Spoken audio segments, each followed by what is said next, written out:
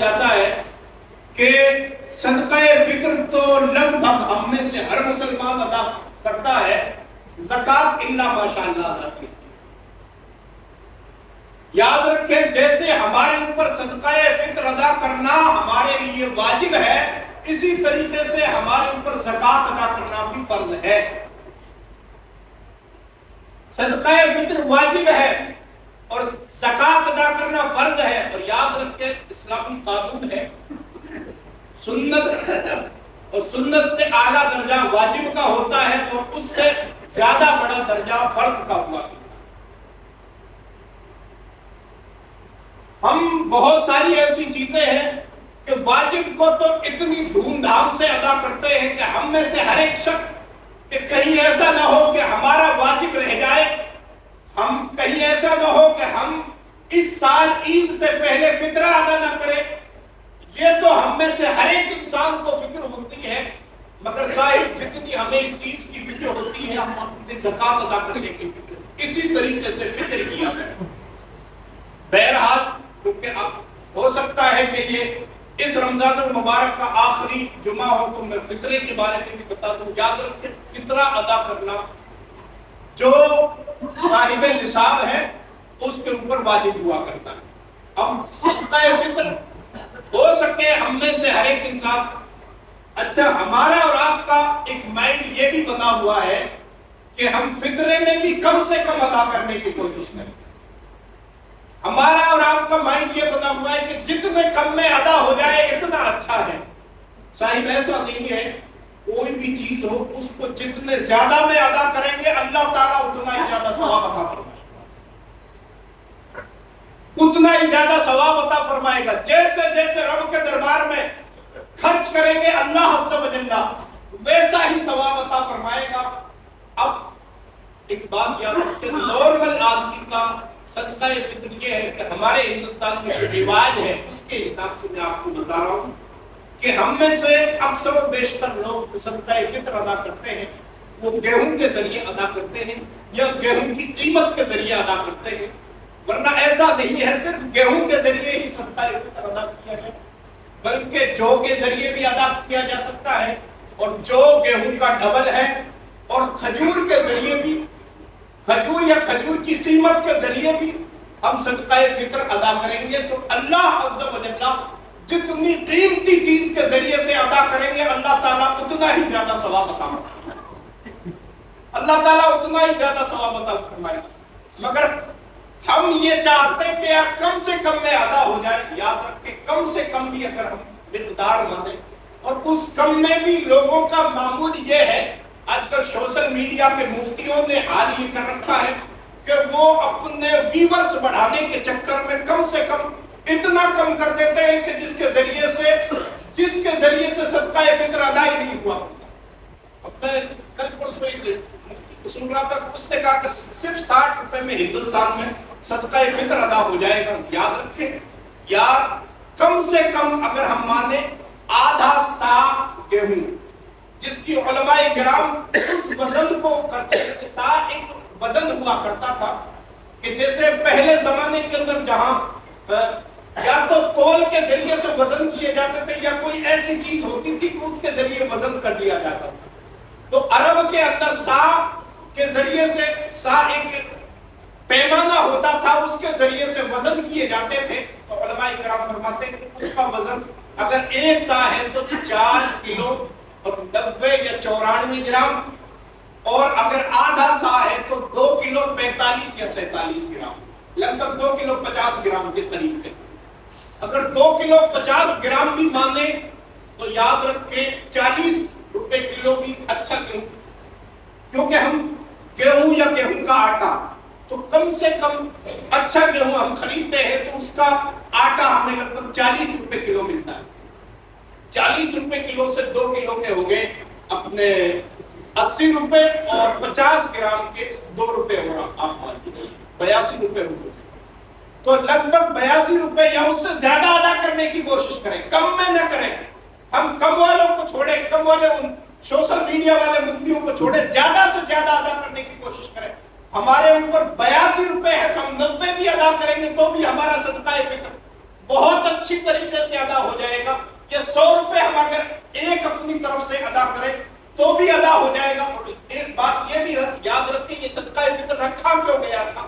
یہ اس لیے رکھا گیا تھا، میرے اور آپ کے کریم آقا صلی اللہ علیہ وسلم ارشاد فرماتے ہیں، آقا فرماتے ہیں کہ بندہ مومن کو چاہیے کہ اپنی عیدوں میں اپنے غریب مسلمانوں کو شریک کرنے کی کوشش کیا، اور ان لوگوں کو خوش کرنے کے لیے، ان کو اپنی عیدوں میں اپنی خوشیوں میں شریک کرنے کے لیے اللہ کے حبیب علیہ السلام نے صدقہ فطر رکھا تھا. ان مسلمانوں کی جو غریب مسلمان ہے ان کی مدد کے لیے، تاکہ وہ عید کے دن اچھا کھا سکے، ان کو اس لیے پیسے دیے جائیں تاکہ وہ اچھا کھا سکے اور اپنے بچوں کو اچھا کھلا سکے، اس لیے صدقہ فطر رکھا. اور میں اکثر و بیشتر ایک بات کہتا ہوں کہ ہم چاہے زکوٰۃ ہو چاہے صدقہ فطر ہو، خاص کر وہ صدقے، وہ زکوٰۃ، وہ چیزیں جو ہمارے اوپر فرض اور واجب ہیں، ان کو ہم ان کے لیے ہی دیا کریں جن کو ہم جانتے ہیں کہ یہ واقعی غریب ہیں، یا واقعی یا زکوٰۃ کا مصرف ہے، زکوٰۃ کے خرچ کرنے کی یا فطرے کی خرچ کرنے کی جگہ ہے. چلتے پھرتے فقیروں کے لیے نہ دیا کریں.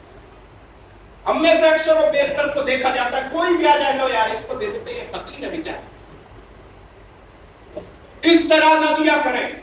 ہاں صدقہ نافلہ دے سکتے ہیں، آپ نفل والا صدقہ دے سکتے ہیں، جو ہم عام خرچ کرتے ہیں اس میں سے دے سکتے ہیں، مگر جو ہمارے اوپر فرض اور واجب ہے اس کو ہم زیادہ سے زیادہ تحقیق کر کے دیا کریں تو واقعی یہ غریب ہے یا نہیں ہے، پھر دیا کریں کہ ہم جہاں خرچ کریں واقعی یہ خرچ کرنے کی جگہ ہے یا نہیں، تب دیا کریں، تب ہمارا صدقہ ادا ہوگا. اور صحیح معنی میں جس کا حق ہے اس کا حق پہنچانا ہمارے لیے ضروری ہے.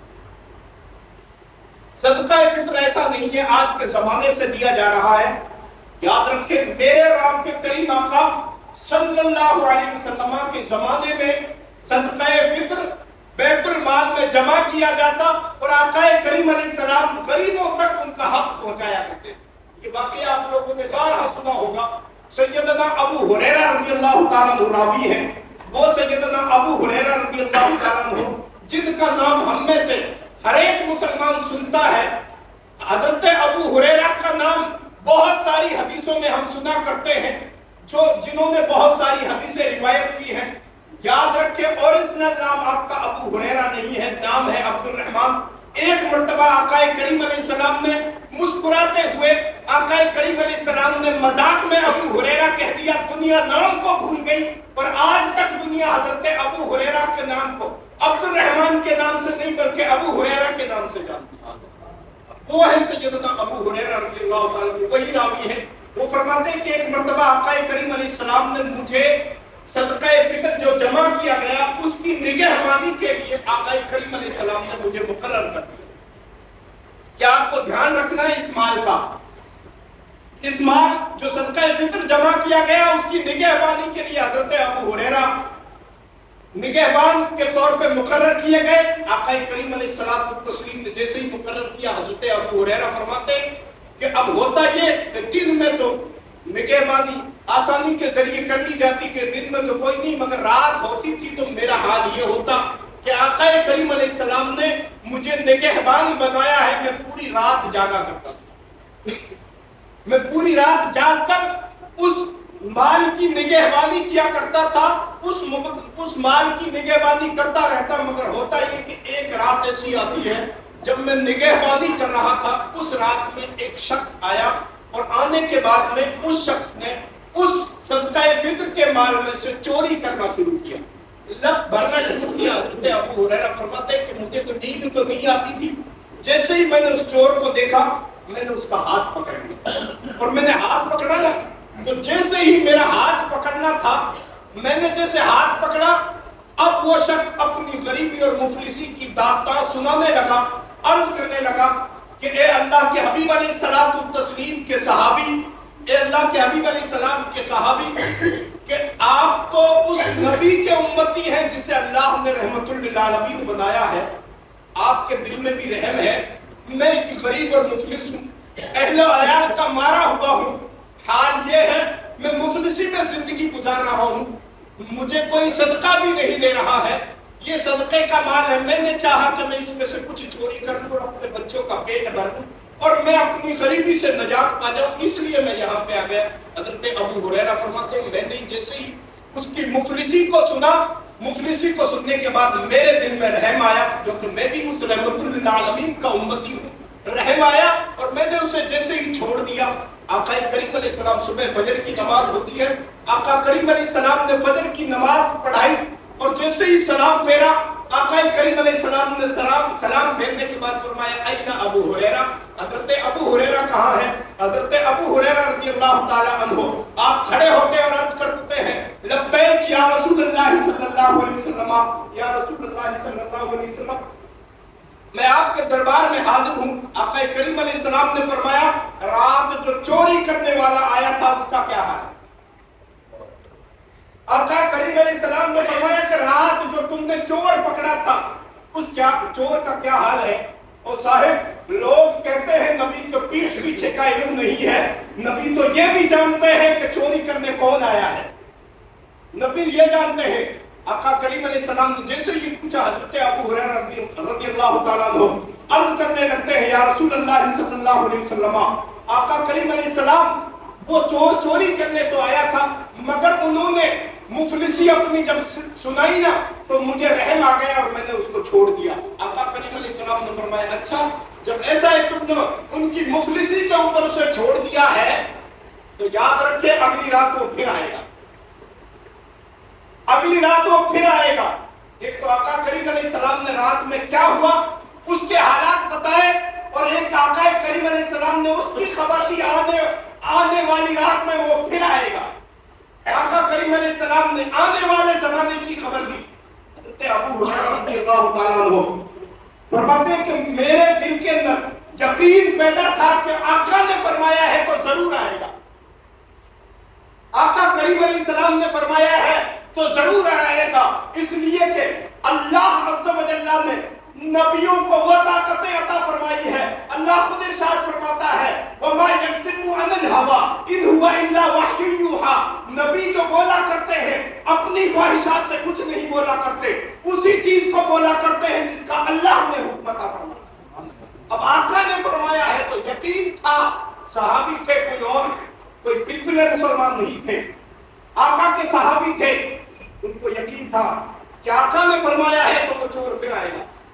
حضرت ابو ہریرہ کہتے ہیں کہ ایک رات کا پہر گزر گیا، میں انتظار میں ہوں کہ وہ چور ابھی تک آیا نہیں، جیسے ہی دوسری رات کا پہر گزرا پھر بھی میں انتظار میں تھا کہ صبح ہونے سے پہلے ضرور آئے گا، آقا نے فرمایا۔ تیسری رات کا پہر آتا ہے تو وہ چور واپس آ جائے، واپس آیا، واپس اس کا جو معمول تھا اسی معمول کے مطابق اسی صدقہ فطر میں سے جو صدقہ فطر آقا کریم علیہ السلام کے زمانے میں جمع کیا گیا تھا اس میں سے پھر لگ بھرنے لگا، پھر چوریاں کرنے لگا۔ جب چوریاں کرنے لگا حضرت ابو ہریرہ نے پھر ہاتھ پکڑ لیا۔ اب جیسے ہی ہاتھ پکڑے حضرت ابو ہریرہ کہتے ہیں کہ جس طریقے سے وہ پہلی رات میں گڑ گڑایا تھا اس سے زیادہ وہ دوسری رات میں گڑ گڑایا، اور اس کے گڑ گڑانے میں مجھے اتنا درد محسوس ہوا کہ میں نے اسے واپس پھر چھوڑا، میں نے اسے واپس پھر چھوڑ دیا۔ کیسے چھوڑا؟ صبح فجر کی اذان ہوئی، صبح فجر کی اذان کے بعد جب فجر کی اذان کے بعد نماز پڑھائی آقا کریم علیہ السلام نے، آقا نے پھر پوچھ لیا ابو ہریرہ تمہارے چور کا کیا حال ہے؟ آقا کریم علیہ السلام کو تسلیم نے جب دوبارہ چور کا پوچھا، حضرت ابو ہریرہ رضی اللہ تعالیٰ عنہ عرض کرتے یا رسول اللہ کل سے زیادہ آج گڑ گڑایا تھا میں نے پھر اسے چھوڑ دیا۔ آقا کریم علیہ السلام پھر مسکرائے اور آقا نے فرمایا کہ تیسری رات پھر آئے گا۔ آقا کریم علیہ السلام نے تیسری رات کے لیے پھر خبر دے دی کہ ابو ہریرہ مگر یاد رکھے تیسری رات آئے گا، اس پہلی دو راتوں سے زیادہ گڑ گڑائے گا مگر چھوڑنا نہیں ہے، چھوڑنا نہیں ہے۔ اب تیسری رات حضرت ابو ہریرہ کہتے ہیں میرے دل میں تو یقین تھا کہ آقا نے فرما دیا واپس پھر آئے گا۔ تیسری رات بھی رات جیسے ہی رات ہوتی ہے رات میں رات کے دو پہر گزر گئے، آخری پہر تھا اس وقت وہ پھر واپس آ گئے۔ वापस आया तो हजरत अबू हुरैरा ने कहा तू झूठा है। आका ने फरमाया तू झूठा है, तू हर रोज इसी तरीके से गिड़गिड़ाता है, आज मैं तुझे छोड़ने वाला नहीं हूं। तुझे आका करीम अलैहिस्सलाम के दरबार में पेश करूंगा, तुझे आका करीम अलैहिस्सलाम के दरबार में पेश करूंगा। आका करीम अलैहिस्सलाम चाहे तो फिर तुझे माफ करे, चाहे तो आका तुझे सजा दे, यह आका की मर्जी है। हजरत अबू हुरैरा रज़ियल्लाहु ताला अन्हु जब उस चोर के ऊपर सख्ती जब उसके ऊपर सख्ती करना शुरू किया, हजरत अबू हुरैरा रज़ियल्लाहु ताला अन्हु ने उन्होंने कहा कि मैं तुम्हें एक काम की बात बताता हूँ, अगर तुम्हें पसंद आ जाए, एक शर्त पे काम की बात बताता हूँ, अगर तुम्हें मेरी बात पसंद आ जाए तो मुझे छोड़ देना, और अगर पसंद ना आए तो आका के दरबार में पेश करना। वो तो शातिर था ही। हजरत अबू हुरैरा रज़ियल्लाहु ताला अन्हु फरमाते हैं मैंने उसकी वो शर्त मान ली, मैंने उसकी शर्त मान ली। तो उन्होंने कहा कि कुरान मुकद्दस है ना, कुरान में एक आयत है आयतुल कुर्सी। वो कहने लगा, वो चोर वो कहने लगा हजरत अबू हुरैरा को कि कुरान मुकद्दस में एक आयत है आयतुल कुर्सी के नाम से, तुझे रात भर जागने की जरूरत नहीं है, जैसे ही रात हुआ करे, सोने का वक्त हुआ करे, आयतुल कुर्सी पढ़कर अपने ऊपर दम कर लिया करे, जिस माल की हिफाजत करनी है उसके ऊपर दम कर लिया करे, अल्लाह अज़्ज़ा व जल्ला तेरी भी हिफाजत फरमाएगा, तेरे माल की भी हिफाजत। हज़रत अबू हुरैरा रज़ियल्लाहु ताला अन्हु जैसे ही इस बात को सुना मचल गए। तो हज़रत अबू हुरैरा से पूछा कि आपको मेरी बात पसंद आई? हज़रत अबू हुरैरा ने कहा हाँ मुझे तो पसंद आई। कहा मेरी शर्त पूरी हो गई, मैंने कहा था कि अगर मेरी बात पसंद आ गई तो मुझे छोड़ना पड़ेगा। अब आका करीम अलैहिस्सलाम के सहाबी थे, वादा खिलाफी भी नहीं कर सकते। कहा ठीक है, मैंने तो वादा कर लिया है, आका के दरबार में वापस माफी मांग। जैसे ही सुबह हुई आका करीम अलैहिस्सलाम ने पूछा आई ना अबू हुरैरा का हजरत अबू हुरैरा फिर खड़े हो गए। खड़े हुए आका करीम अलैहिस्सलाम ने पूछा क्या हुआ तुम्हारे चोर का? आका करीम अलैहिस्सलाम ने फरमाया या रसूलुल्लाह, चोर तो आज पकड़ लिया था, छोड़ने वाला तो नहीं था, मगर हाल ये हुआ कि मैंने उस चोर से वादा कर दिया। आका करीम अलैहिस्सलाम ने क्या वादा किया, क्या बातें हुई? तो वो कहने लगा कि चोर ने कहा था कि मैं तुम्हें कोई बात बताऊं, अगर वो पसंद आ जाए तो मुझे छोड़ देना, नहीं पसंद आए तो आका के दरबार में पेश कर देना। और या रसूलल्लाह मुझे उसकी वो बात पसंद आ गई। आका करीम अलैहिस्सलाम ने फरमाया कि अबू हुरैरा वो कौन सी बात थी? तो हजरत अबू हुरैरा अर्ज करते या रसूलल्लाह वो बात कोई और नहीं थी, बात ये थी कि उन्होंने कहा था कि जो शख्स आयतुल कुर्सी पढ़ के सोया करता है अल्लाह ताला उसकी और उसके माल की हिफाजत फरमाया। मुझे ये बात पसंद आ गई, अब पता नहीं ये बात सही है या नहीं है। आका करीम अलैहिस्सलाम ने फरमाया वो जो चोर था ना, था तो बहुत झूठा, मगर एक बात सच्ची कर गया। चोर था, वो था तो झूठा, मगर ये बात सच्ची कह गया। और ए अबू हुरैरा और मेरे चाहने वाले सहाबा, जानते हो वो चोर कौन था? हजरत अबू हुरैरा अर्ज करते हैं अल्लाह व रसूलुहु आलम बिस्सवाब, अल्लाह और उसके रसूल ज्यादा जानते हैं, मुझे इस बारे में कोई खबर नहीं है। आपका फरमाते वो कोई इंसान नहीं था, इंसानी शक्ल में शैतान था जो हर रात में तेरे पास आया। इंसानी शक्ल में शैतान था, उसका मकर और फरेब वैसे नहीं चला तो उन्होंने अच्छी बात बता के तुझे गुमराह जरूर नहीं किया, अच्छी बात। और रब ताला चाहता है तो बहुत सारी मर्तबा बदमाश और शैतानों से भी दीन का काम ले लिया, शैतानों से भी दीन का काम ले लिया करता है। इस वाकई से बहुत सारी चीजें पता चली। पहली चीज तो ये पता चली कि आका करीम अलैहिस्सलाम के जमाने में सदकाए फिक्र जमा किया जाता था, एक बात ये पता चली। दूसरी इस बात से ये बात, इस हदीस पाक से ये बात पता चली आका वो है, रात में क्या हुआ है उसको भी जानते हैं, आने वाले रात में क्या होगा उसके हालात भी जानते हैं। और एक और बात ये पता चली कि आका करीम अलैहिस्सलाम के जो सहाबी हुआ करते थे, اللہ عز و جل نے ان کے دلوں کو بھی آقا کریم علیہ السلام کی وجہ سے رحم دل بنایا تھا صحابہ اکرام کو، اس لیے تو بار بار چوریاں کرنے کے باوجود انہیں بار بار چھڑا لیا۔ ہم بھی صدقہ عرض کرنے اور بتانے کا مطلب یہ ہے، کیونکہ یہ جمعۃ الوداع بھی ہو سکتا ہے، تو ہم صدقہ فطر عید سے پہلے ادا کرنے کی کوشش کریں کہ ہم ابھی ادا کر دیں۔ جو ہمارے کوئی غریب پڑوسی ہوں یا کوئی ہمارے کوئی رشتہ داروں میں ہوں یا ان میں سے کوئی نہیں ہے، مدارس اسلامیہ یا دارالعلوم جو بھی ہوں، ہمارے مرکز ہو، ہمارے جامعات ہو، ان میں ہم زیادہ سے زیادہ ادا کرنے کی کوشش کریں۔ ہم ایسی جگہ ادا کریں کہ جو واقعی ان کا مصرف ہے۔ میں اس بات کو بار بار اس لیے کہتا ہوں کہ کیونکہ ہم میں سے اکثر و بیشتر یہی دیکھا جاتا ہے کہ یار کوئی بھی آ گیا دروازے پہ چلو دے دیتے ہیں، اس کو دے دیتے ہیں۔ اس طرح نہ دیا کریں، جو جس کا مصرف ہے، جو جس کی خرچ کرنے کی جگہ ہے، وہاں اس کو دینے کی کوشش کی۔ فرض اور واجب میں تو خاص طور پہ خیال رکھا کریں کہ وہ واقعی خرچ کرنے کی جگہ ہے یا نہیں ہے۔ اگر ہے تبھی دے، نہیں ہے تو وہاں دینے کی کوشش کریں۔ ہمیں شک بھی ہونے کہ یار ہے یا نہیں ہے تو بھی دینے کی کوشش کریں۔ جہاں یقین ہو کہ واقعی یہ ہے تبھی وہاں دینے کی کوشش کریں۔